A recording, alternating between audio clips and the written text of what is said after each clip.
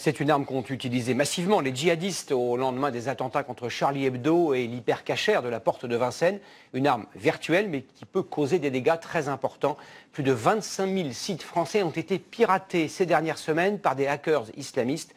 Aurélie RL et Lucas Garcia se sont rendus dans une PME de Montpellier qui vient au secours des entreprises victimes de piratage. Le début de l'attaque a été fait à 11h50. Ce site d'accessoires pour portable est resté inaccessible pendant 2 heures, victime d'un afflux massif de connexions. Depuis l'attentat à Charlie Hebdo, les tentatives de cyberattaque sont quotidiennes. Les données clients de ce jeune patron sont bien protégées, mais le blocage de son site est un coup dur.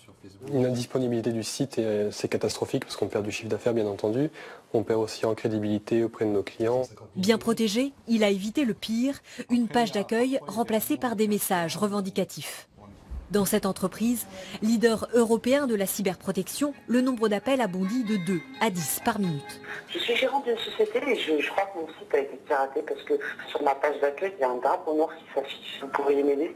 Oui, tout à fait. La parade proposée aux clients, un programme qui scanne leur site, il détecte les failles de sécurité que pourraient exploiter les pirates.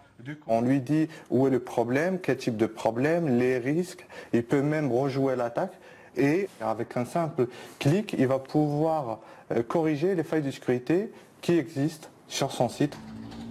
Aujourd'hui, les médias, les grands groupes et l'État ne sont plus les seules cibles.